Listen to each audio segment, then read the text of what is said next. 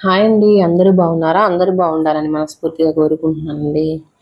ఈరోజు మనము ఇది నాటు గోంగూర అండి. కొంచెం ఇది చేదుగా ఉండిద్ది, కానీ టేస్ట్ మాత్రం చాలా బాగుండిద్ది. నాటు గోంగూరతో పచ్చడి, దాని కాంబినేషన్గా రొయ్యల కారం. అంటే ఈ పచ్చడి తింటూ ఆ కారం నంచుకుంటూ ఉంటే భలే టేస్ట్ ఉండిద్దండి. దీని గురించి ఒక చిన్న మ్యాటర్ చెప్పాలండి. నేను చేస్తూ ఉంటాను, చూస్తూ వినండి, ఓకేనా? ఇది ఈ రెండు కాంబినేషన్ మా పెద్దమ్మ చేసేదండి. అంటే చాలాసార్లు చేసింది. నేను ఫస్ట్ టైం అయితే నా చిన్నప్పుడు మా పెద్దమ్మ వాళ్ళ ఊరు వెళ్ళేదాన్ని.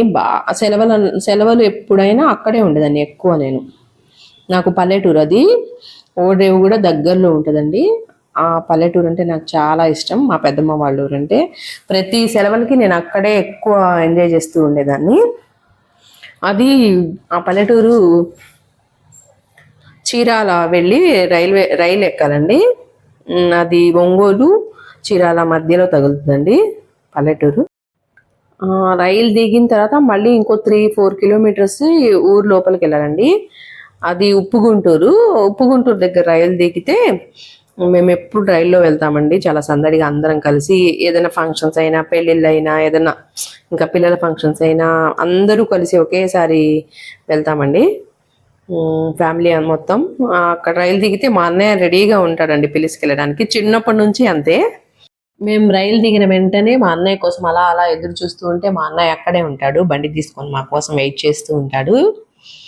ఇప్పటి వరకు కూడా అలానే జరిగిద్దండి. మా అన్నయ్య మా కోసం వస్తూనే ఉంటాడు. అసలు ఆ పల్లెటూరు, ఆ పక్కన ఓడరేవు, అక్కడ చేపల చెరువులు ఎక్కువ ఉంటాయండి. మళ్ళీ ఉప్పు కూడా అక్కడే పండిస్తారు. ఇప్పుడు నేను వేశాను కదా ఉప్పు, అది కూడా అక్కడే పండిద్దండి ఎక్కువగా. అది పెద్దగంజాం అనే పల్లెటూరు. అసలు మాకు చాలా సందడిగా ఉండిద్దండి. అప్పుడు మా పెద్దమ్మ వాళ్ళకి మాగాణి ఉండేదన్నమాట. నాకు చిన్నప్పుడు ఒకసారి పిలిచికెళ్ళింది అక్కడ. అప్పుడు ఈ గోంగూర పచ్చడిను, రొయ్యల కారం రెండు వేసుకొని తినాలమ్మా, టేస్ట్ చేయాలి, చాలా బాగుండిద్ది అని అప్పుడు చెప్పింది. అప్పుడు తిన్నాను, టేస్ట్ చేశాను, చాలా బాగుంది. అప్పటి నుంచి నేను అప్పుడప్పుడు వండుతూనే ఉంటాను. ఇది ఎప్పుడు చేసినా మా పెద్దమ్మ అప్పుడు పెట్టింది గుర్తొస్తూ ఉంటుందండి. ఆ పల్లెటూరులో ఆ పొలం గట్టు మీద ఈ గోంగూర పచ్చడి వేసుకొని వేడి వేడి అన్నం వేసుకొని తింటే ఉంటుందండి. అసలు ఆ రోజులే వేరండి. ఎలా అంటే, ఆ రోజులు మళ్ళీ రావు, ఈ రోజుల్లా కానీ కావు అన్నట్టు. అలా ఆలోచించుకుంటా పోతే ఆ పల్లెటూరు గురించి చాలా ఉన్నాయండి చెప్పడానికి. మా పెద్దమ్మ వాళ్ళ ఇంటి పక్కనే చిన్న కాలువ ఉంటుంది. అది మోకాళ్ళ లోతు ఉంటుందండి. అప్పుడప్పుడు వాటర్ వదులుతారు కదా పొలాలకి. ఆ టైంలో ఆ వాటర్లో మేము స్నానాలు చేస్తూ, చేపలు పడుతూ, ఈత కొడుతూ, ఊరికే బట్టలు తీసుకొని 4 వెళ్తామండి. అక్కడ బట్టలు ఉతికేది లేదు, ఏం లేదు. అక్కడ ఎగరడం ఎక్కువ కోతుల్లాగా. మళ్ళీ అక్కడ పుచ్చకాయల తోటలు కూడా వేస్తారండి.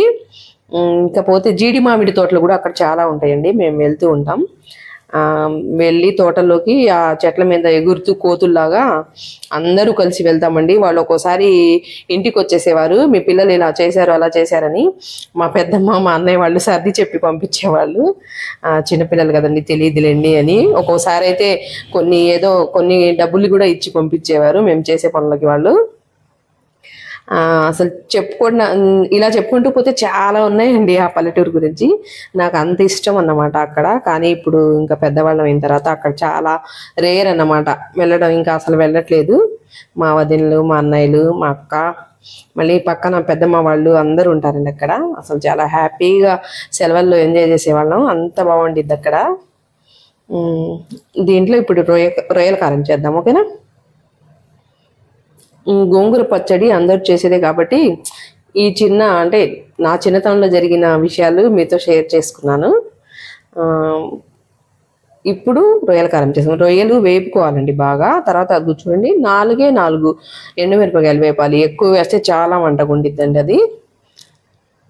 చూడండి బాగా వేగిపోయినాయి కదా. అందులో కొంచెం సన్న ఇసుక ఉంటుందండి. అందుకని కొంచెం ఇలా బాగా చేతులతో కదిలించి ఇలా జల్లించుకోవాలండి చాటలో వేసి. మా పిన్ని క్లీన్ చేసింది మొత్తం, జల్లించి ఆ ఇసుక మొత్తం తీసేసి చూడండి ఫ్రెష్గా చేసి ఇచ్చింది. ఇంకా అది చాలా ఈజీ అండి. ఈ పొడి, రొయ్యల పొడి, రొయ్యల కారపొడి, అది వేపిన రొయ్యలు అందులో వేసేసుకొని ఇందాక మనం వేపి ఉంచుకున్నాం కదా ఎండు మిరపకాయలు, అవి కూడా 4 వేసేసుకోవాలండి. వేసేసి కొంచెమే అయిద్దండి కారపొడి. అదిగోండి ఆ చిన్నులపాయలు 4 రెమ్మలు, తగినంత సాల్ట్ మొత్తం కలిపి మిక్సీ చేసుకోవాలి. మరీ పొడిగా కాకుండా కొంచెం బరకగా ఇలా నేను చూపిస్తున్న విధంగా చూడండి కారపొడి తయారైపోయింది. ఈ స్మెల్ చాలా బాగుండిద్ది. అంటే తినే వాళ్ళకైతే చాలా బాగుండిద్ది, కొంతమందికి అలవాటు ఉండదు కదా, మాకైతే చాలా ఇష్టం. వేడి వేడి అన్నంలో ఈ వట్టి కారపొడి తిన్నా అది అదేమంటారు, ఏదో సీ ఫుడ్ తిన్న ఫ్లేవర్ వస్తుంది. చూడండి వేడి వేడి అన్నంలో కారం వేసేసుకొని తిన్నాను. సూపర్ ఉందండి. ఓకే అండి, నా వీడియో మీకు నచ్చినట్లయితే కామెంట్ చేయండి, షేర్ చేయండి. ప్లీజ్ అండి సబ్స్క్రైబ్ చేయరా. మరో వీడియోతో మళ్ళీ కలుస్తాం. అంతవరకు సెలవు.